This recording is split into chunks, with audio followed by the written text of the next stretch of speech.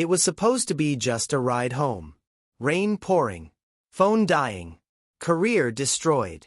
Ethel Romero stood on a Soul Street corner at midnight, desperate enough to accept a ride from a stranger with a black sedan and eyes that promised violence. She thought he was her rideshare driver. He wasn't.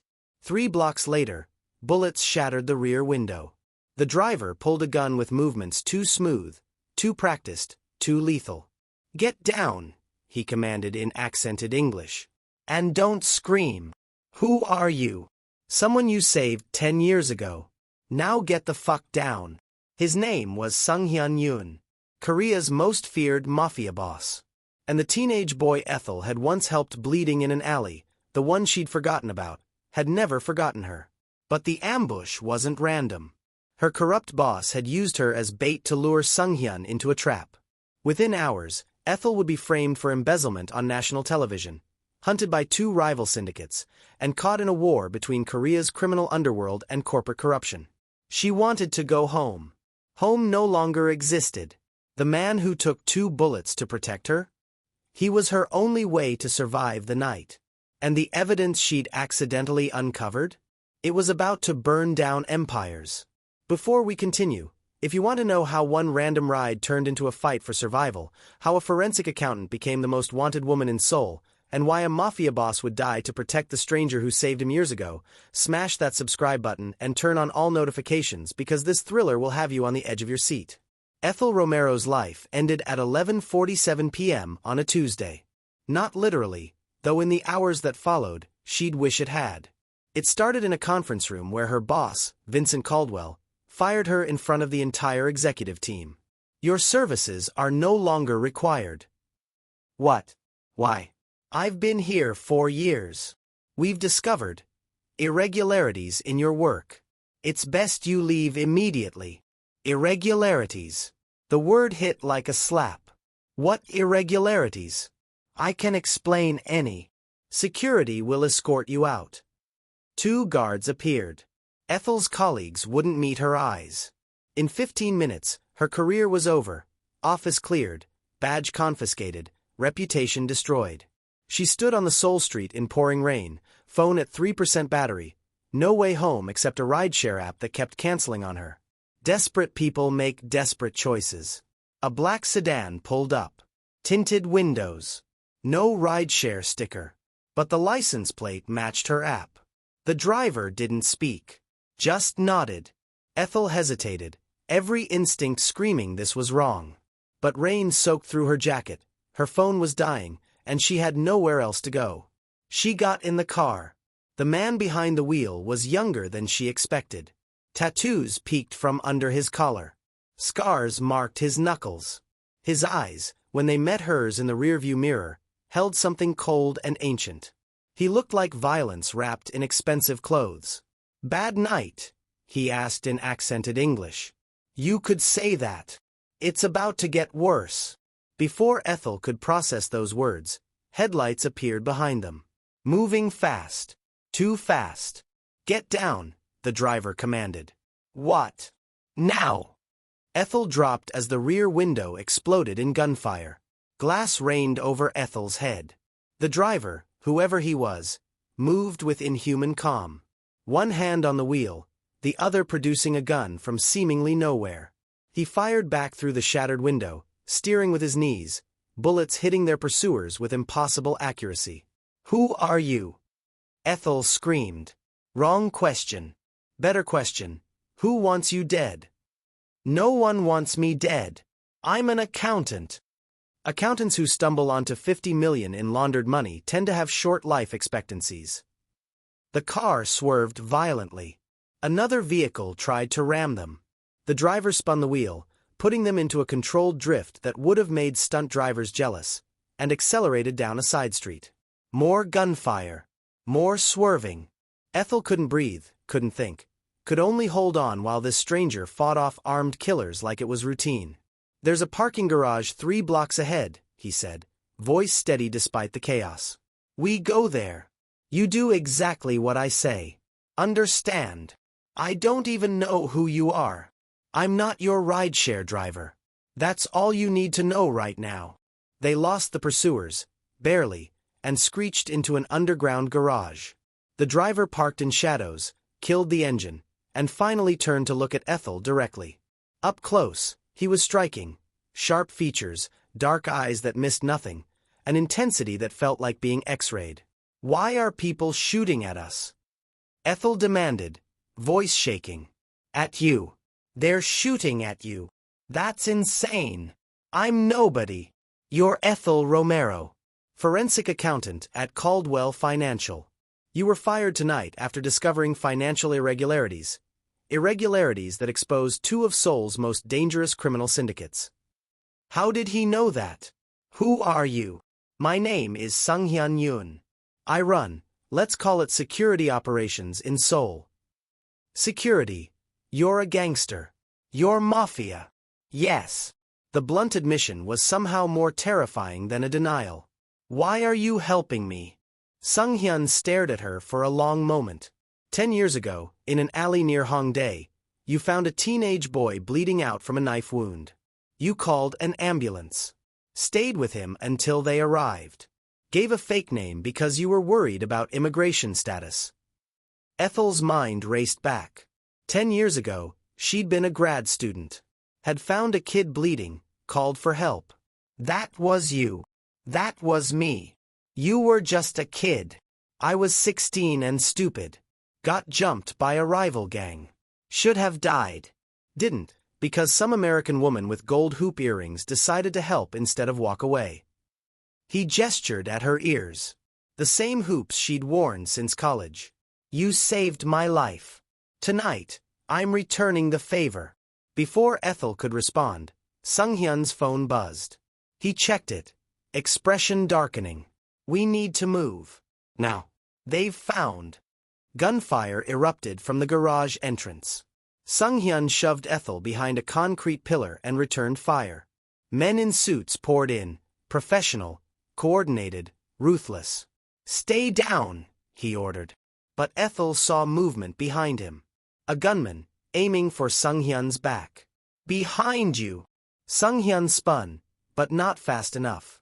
The gunman fired, and Sung-hyun threw himself in front of Ethel, taking the bullet in his shoulder instead of letting it hit her. He went down hard, blood spreading across his shirt, but kept firing, taking out the gunman, then 2 more, moving through pain like it was nothing. When the shooting stopped, 6 bodies littered the garage. None of them were Sung-hyun's men. This was all him. "You're shot," Ethel gasped, pressing her hands to his shoulder. "Not the first time. Won't be the last." He grimaced. "But we need to move before reinforcements arrive." "You need a hospital. I need my safe house. And you need to decide if you trust me. Because the alternative is going to the police, who are half owned by the people trying to kill you, or going home, which they're probably watching." Ethel looked at this stranger who'd just taken a bullet for her. This criminal. This mafia boss. This man who remembered a kindness from a decade ago. "I trust you." Stupid choice. But probably your only one. Sung-hyun drove them to a high-rise in Gangnam. His shoulder bled steadily, but his hands never shook. "You need stitches," Ethel insisted. "I have people for that." The penthouse was steel and glass and violence, expensive furniture alongside weapon racks, abstract art next to security monitors. 3 men waited inside, all radiating the same lethal energy as Sung-hyun. "Boss," the oldest one said, taking in the blood. "You're hit. Flesh wound. Day 1, this is Ethel Romero. She's under my protection. Anyone touches her answers to me." The 3 men stared at Ethel like she was a bomb about to explode. "Boss," the youngest one, barely 20, said carefully. "Is this the woman from the Caldwell situation?" "Yes." "The one Vincent Caldwell is claiming embezzled 50 million? Wait. What? What?" Ethel's voice came out strangled. "I didn't embezzle anything." "I know," Sung-hyun said, sitting heavily. "But Caldwell's about to make it look like you did. Day 1, get the medic. Jae-sung, pull up the news." The youngest one, Jae-sung, turned on a massive screen. Ethel's face filled it. Breaking news. Caldwell financial accountant accused of massive embezzlement scheme. Ethel Romero, 32, allegedly stole over $50 million. Authorities searching for. CEO Vincent Caldwell held an emergency press conference. Ethel watched her life disintegrate in real time. Her photo, her name, her credentials questioned. Vincent Caldwell, the actual criminal, playing the devastated victim. "This is impossible," she whispered. "I didn't. I would never." "Of course you didn't," Sung-hyun said. "You discovered the embezzlement. Caldwell's covering his tracks by blaming you. Classic. But I have evidence. I documented everything. Do you have it with you? It's on my work computer, which they confiscated when they fired me. Then you have nothing.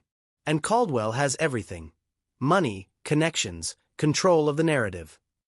Ethel's legs gave out. She collapsed into a chair, mind spinning. Her career, her reputation, her freedom, all gone in hours. "I need to go to the police. The police are looking for you. For embezzlement. By the time you convince them you're innocent, if you can convince them, you'll either be dead or in prison." "So what do I do?" Sung-hyun met her eyes. "You fight back. With me." Quick question. If you were framed for a crime you didn't commit and the only person who believed you was a literal mafia boss, would you trust him? Drop a comment and let me know.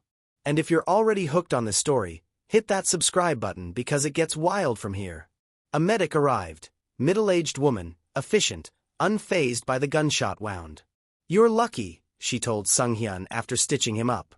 "Few inches lower and you'd have arterial damage." "Luck's got nothing to do with it. Ethel warned me." The medic glanced at Ethel with new interest.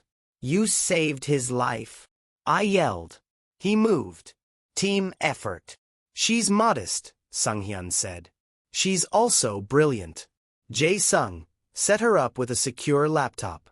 Day 1, I need everything you can find on Caldwell Financial's recent transactions. "Boss," Day 1 said carefully. "We need to discuss the possibility that she's not a spy, not a plant, not working with anyone. She's exactly who she appears to be." "How can you be sure?" "Because 10 years ago, she saved my life without knowing who I was or what I'd become. That's not the action of someone playing games." Day 1 didn't look convinced, but he nodded. After they left, Ethel turned to Sung-hyun. "Why are you really helping me?" "I told you. The debt from 10 years ago, I know.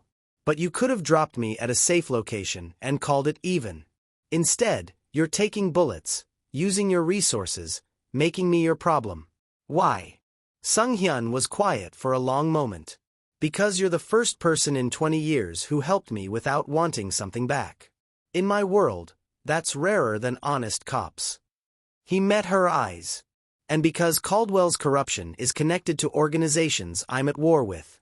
Helping you helps me." "What organizations?" "The White Serpent Syndicate and the Eastern Port Triad. They've been laundering money through Caldwell Financial for 3 years. You stumbled onto their operation. Now they want you dead before you expose them." "I'm just an accountant." "You're a forensic accountant who specializes in uncovering fraud. You're a weapon, Ethel. You just didn't know you'd been aimed at them." "So what's the plan?" "We prove Caldwell is the criminal. We expose the syndicates. We clear your name." He smiled grimly. "And we burn down everyone who tried to destroy you." "That sounds impossible." "Most good plans do." For 3 days, Ethel lived in Sung-hyun's penthouse, working 16-hour days reconstructing Caldwell Financial's dirty secrets. Sung-hyun's people provided her with hacked access to files she shouldn't have. Ethel didn't ask how they got them. She was too focused on following the money. And what she found was staggering. "Caldwell's been running a dual ledger system," she explained to Sung-hyun, spreading documents across his dining table. "Official books that look clean. Shadow books that track the real money flow." "How much?" "Over 300 million. Laundered through shell companies in the Caymans, Singapore, and Luxembourg. The syndicates provide dirty money. Caldwell invests it through legitimate businesses. It comes back clean. That's more than we suspected. It gets worse. Caldwell's been skimming, taking a bigger cut than the syndicates agreed to. He's been stealing from criminals. Which is suicide. Exactly. When they find out, they kill him. But first, they want everyone else who knows silenced. That's why you're a target. Ethel looked at the evidence spread before her. If I can organize this properly, document the connections, show the paper trail, I can prove Caldwell's guilty and I'm innocent. You can do more than that. You can bring down two of the most powerful criminal organizations in Seoul. That's your war, not mine. It became your war when they tried to kill you. Fair point. Day one entered. Boss, we have a problem. The White Serpent Syndicate knows we're sheltering her. They've sent a message. What message? Deliver the accountant by midnight tomorrow, or they come for her themselves. Sung-hyun's expression went cold. They can try. Boss, we're talking about Director Lee's entire organization. We can't fight them all. We don't have to fight them all. We just have to hold them off long enough for Ethel to finish her work. And then what? Then we negotiate. From a position of strength. That night, Ethel couldn't sleep. She found Sung-hyun on the balcony, smoking and staring at the Seoul skyline. Can't sleep, he asked without turning. People want me dead. It's affecting my rest. He smiled slightly. You're handling this better than most would. I'm terrified. I'm just good at hiding it. That's called strength. They stood in silence for a moment. Why did you really join a gang? Ethel asked. What happened to that 16-year-old kid I helped? Sung-hyun was quiet for so long she thought he wouldn't answer. My father was Korean mob. Got himself killed when I was 14. Left debts. The kind that get paid in blood if you don't have money. He exhaled smoke. I didn't have money, but I had rage. And I was good at violence. So I joined the organization that killed him. Worked my way up. Took it over. Now I run what he died trying to control. That's dark. That's life in my world. Do you regret it? Every day. But regret doesn't change what I've done. I am what I am, a criminal, a killer, a man who built an empire on violence. That's why I remember you, Ethel. Because you looked at a bleeding kid in an alley and didn't see a future monster. You just saw someone who needed help. I still see that. Then you're the only one. Their eyes held for a beat too long. Something electric and dangerous sparked between them. We should sleep, Sung-hyun said, stepping back. Tomorrow gets complicated. The attack came at dawn. Ethel woke to gunfire. Close, inside the building. Sung-hyun burst into her room. Get dressed. We need to move. Now. What's happening? Someone leaked our location. White serpents hitting us hard. Ethel had never dressed faster in her life. They met Dae-won and Jae-sung in the main room. Both armed, both bleeding. How many? Sung-hyun demanded. At least 20. They've got the exits covered. The roof. Our best shot. They fought their way up, Sung-hyun and his men moving like a well-oiled machine, Ethel staying low, trying not to get shot. She saw men die. Saw Sung-hyun kill without hesitation. This was his world. Brutal, efficient, unforgiving. They reached the roof. A helicopter waited. Sung-hyun's escape plan. But as they ran for it, bullets tore through the air. Jae-sung went down, screaming. Dae-won returned fire, pulling the younger man to cover. Sung-hyun shoved Ethel toward the helicopter. Get in. What about? Get in. More gunfire. Sung-hyun shot back, covering Dae-won and Jae-sung's retreat. Then Ethel saw it, a sniper on the adjacent building, aiming at Sung-hyun. He couldn't see it, too focused on the attackers ahead. Sung-hyun. Sniper. He turned just as the shot fired. And once again, he moved wrong, trying to dodge, but the bullet caught him in the side. He went down hard, blood spreading. No!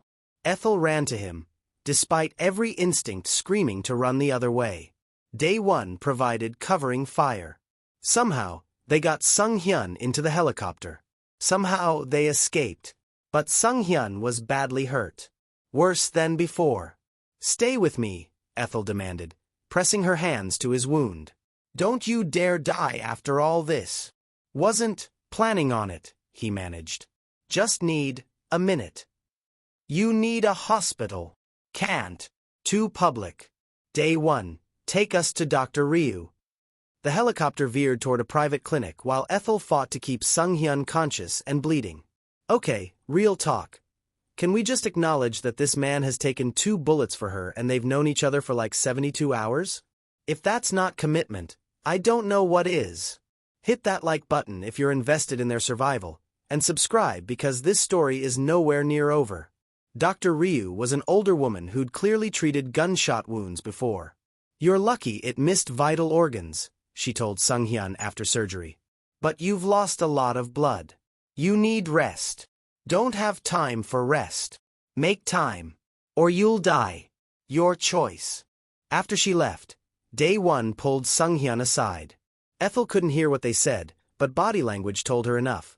Day 1 was angry, Sung Hyun was defensive, and her name kept coming up. When Sung Hyun returned, he looked exhausted. What did he say? Ethel asked. That sheltering you is getting my men killed. That I should hand you over and end this. Ethel's stomach dropped. Are you going to? No. But he's not wrong about the cost. Jae-sung is critical. 2 others are dead. This war is escalating because of you. I never asked for. I know. But it's happening anyway. He sat heavily, wincing. The question is, what do we do now? We finish what we started. I complete the evidence package. We expose Caldwell and the syndicates. We end this. That's the plan. But we need leverage. The syndicates won't back down just because we have evidence. They'll kill everyone involved and destroy the proof. So how do we make them back down? Sung Hyun smiled. Cold. Calculating. Dangerous. We turn them against each other. Caldwell's been stealing from both syndicates, Sung Hyun explained, spreading out documents. White Serpent and Eastern Port Triad think they're each getting 40% of the laundered money. But Caldwell's cooking the books, showing them smaller numbers while skimming 20% off the top. $30 million, Ethel calculated. He's stolen $30 million from literal killers.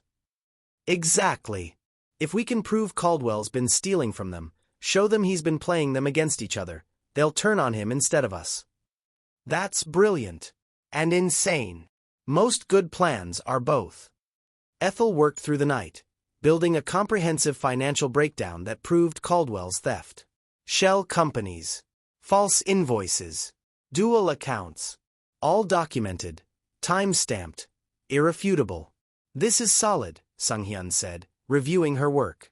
But we need a way to get it to both syndicates simultaneously.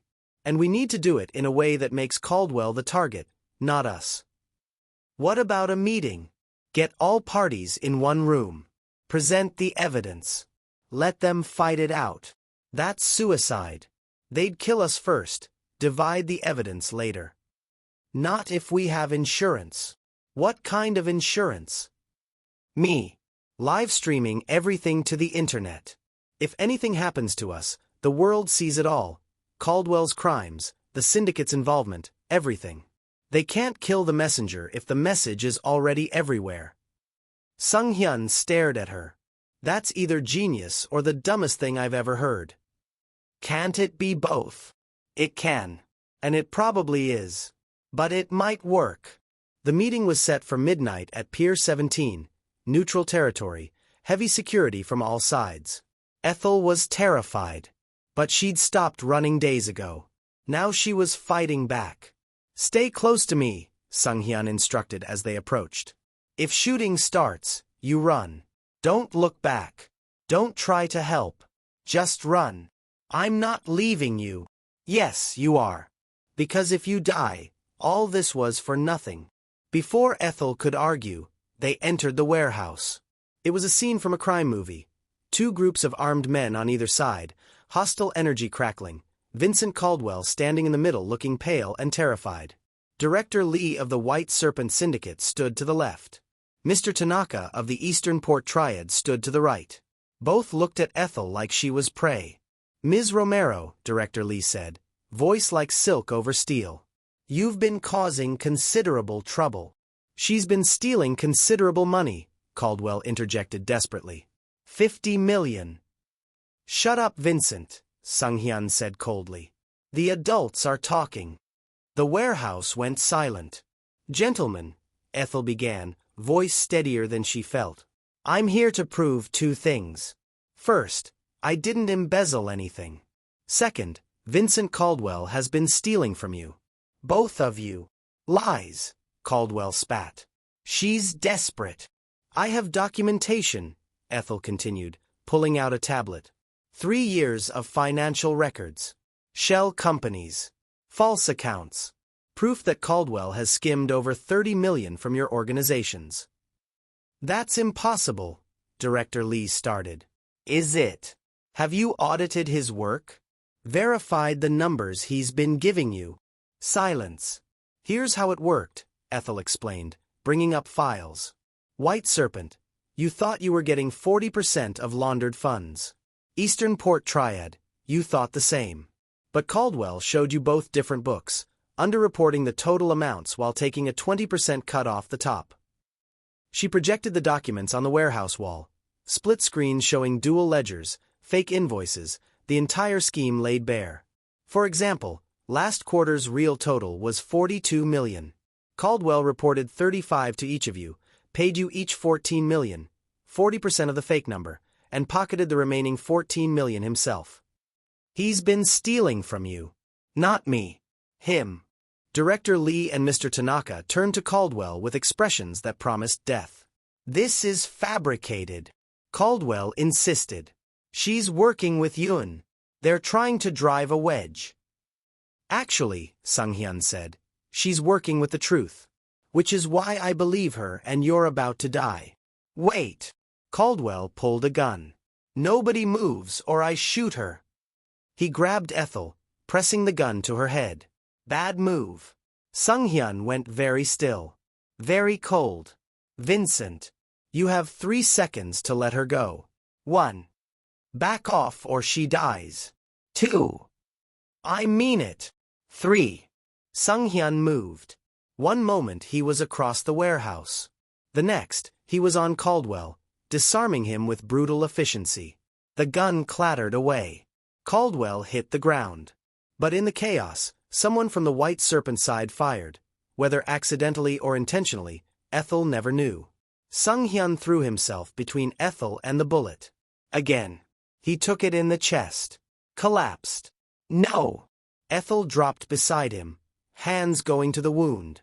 So much blood. Too much blood. All hell broke loose. Both syndicates drawing weapons, Sung-hyun's men returning fire, the warehouse erupting into violence. Through it all, Ethel held her phone up, streaming everything live. "My name is Ethel Romero," she said into the camera, voice shaking. "Vincent Caldwell framed me for embezzlement to cover his crimes. The proof is in the files I'm uploading right now. Everything.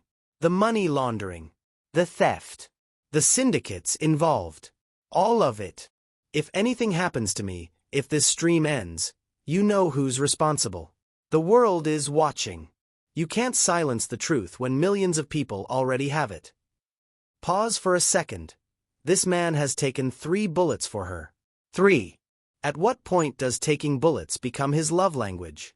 Comment if you think Sung-hyun is the most ride-or-die character ever, and subscribe because you need to see how this ends. The shooting stopped.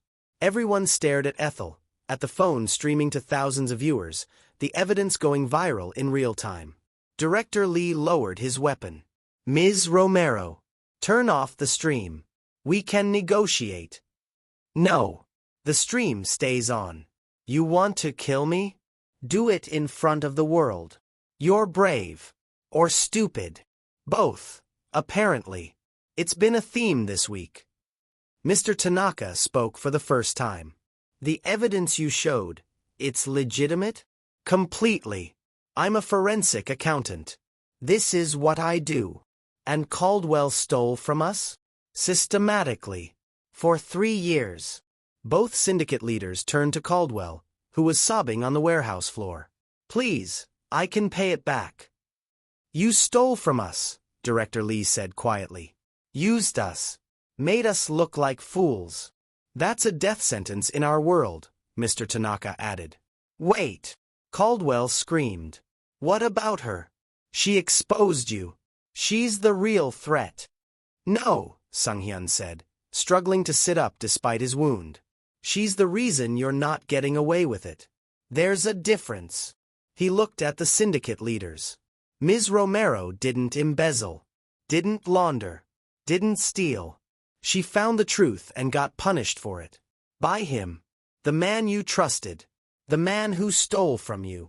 What are you proposing? Director Lee asked. Let her go. Let her clear her name. And we split Caldwell's assets as restitution for his theft. Everyone gets what they're owed. Everyone walks away clean. Except Caldwell. Except Caldwell. The two syndicate leaders exchanged glances. Some silent communication passed between them.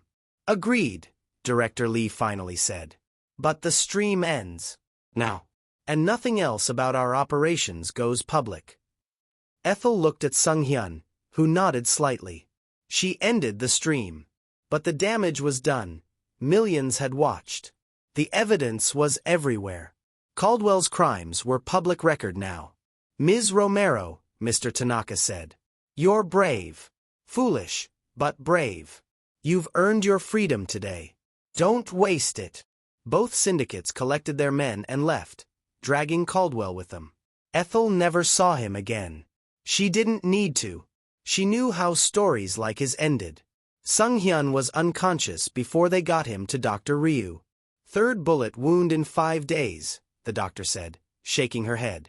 He's going to run out of blood or luck. Whichever comes first. Will he survive? If he rests. If he doesn't get shot again.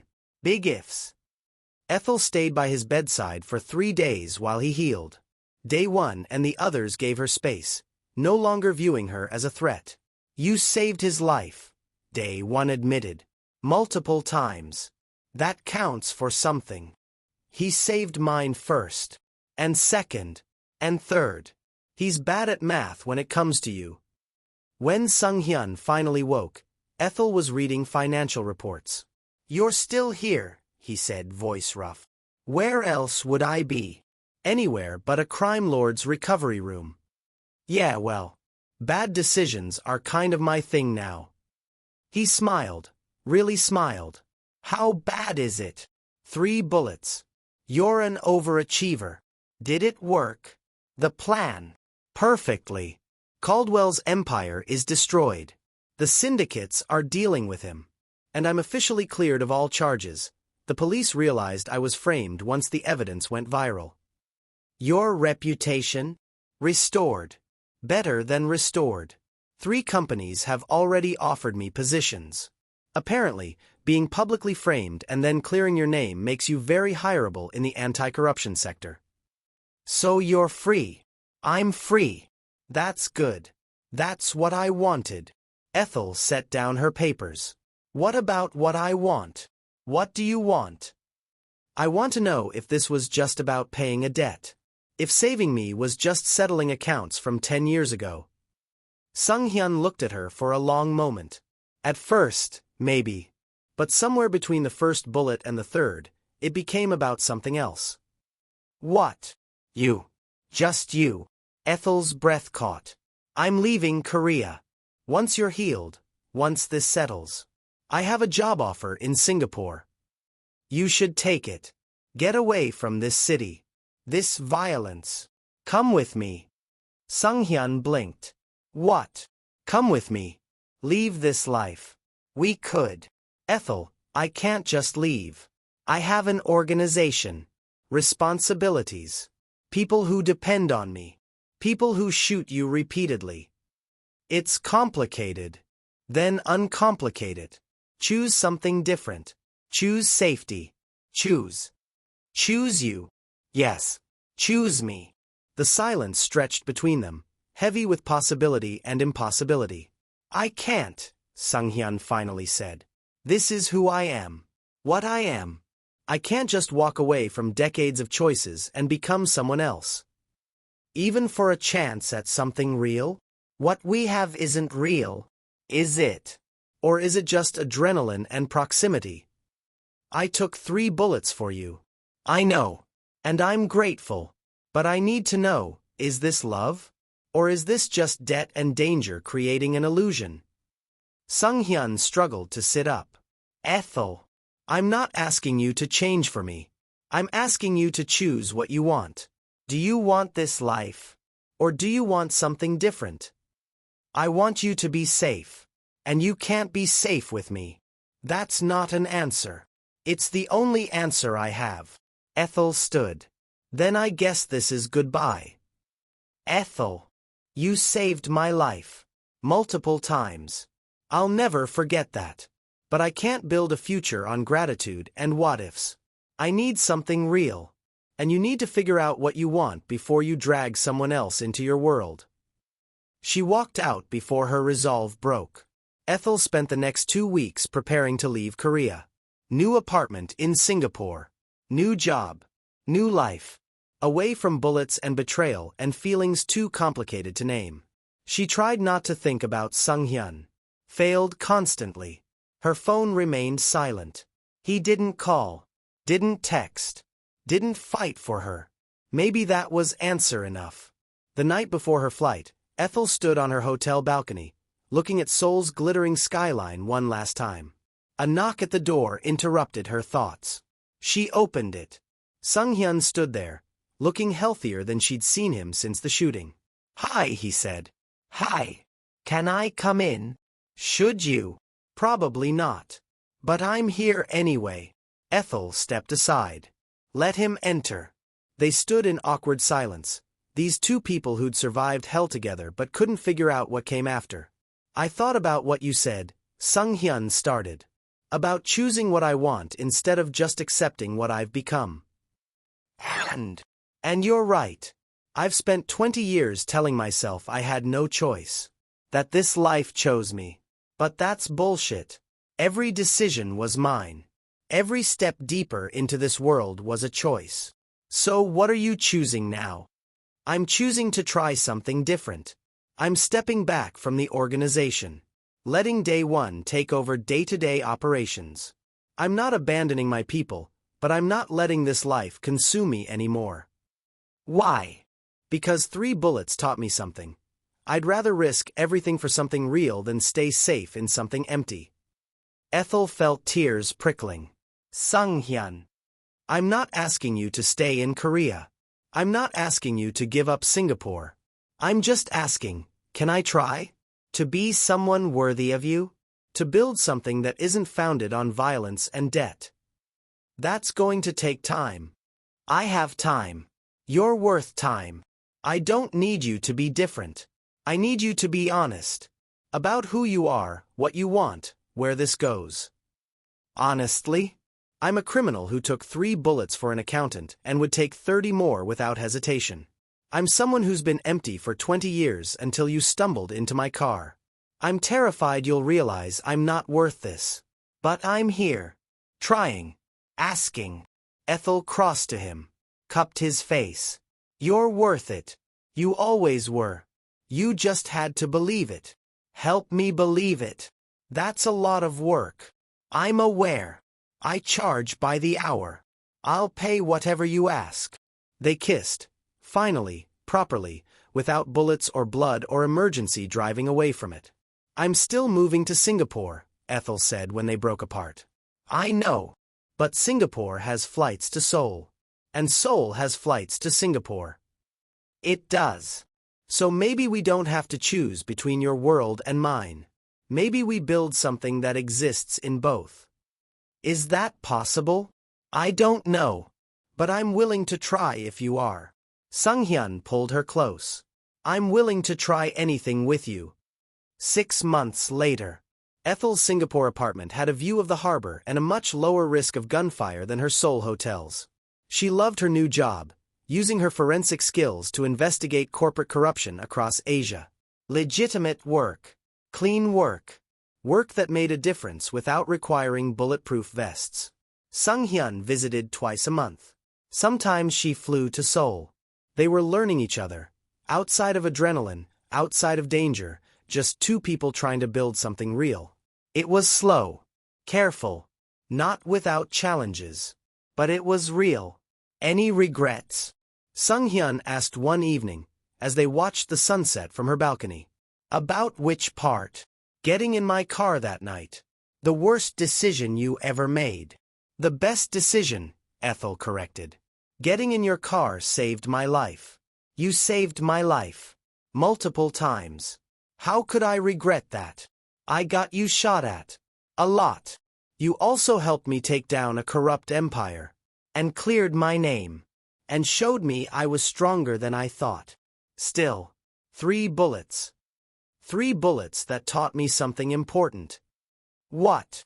That some people are worth the danger. Some connections are worth the risk. And sometimes the worst decisions lead to the best outcomes. Sung-hyun pulled her close. I love you. I know. You took 3 bullets for me. I'd take 300. Let's not test that theory. They laughed, and Ethel realized, this was it. This was happiness. Not perfect, not safe, but real and chosen and worth every terrifying moment. Because sometimes the random ride home leads exactly where you needed to go all along. So that's how Ethel Romero's worst night turned into her greatest adventure. She chose a random car for a ride home and ended up in the middle of a war between corporate corruption and criminal syndicates. She was framed, hunted, and shot at, but she fought back with intelligence, courage, and one very determined mafia boss. This story proves that sometimes the people who save you aren't who you expect. Sometimes danger reveals character. And sometimes taking 3 bullets for someone is the most honest way to say, I love you. What would you do if your rideshare turned out to be a mafia boss? Run. Stay. Take your chances. Let me know in the comments. And if you loved this action-packed thriller about corruption, loyalty, and love forged in gunfire, smash that subscribe button and hit the notification bell because I have more incredible stories coming your way. Thanks for watching, and remember, sometimes the worst decisions lead to the best outcomes. But maybe check your driver's credentials first.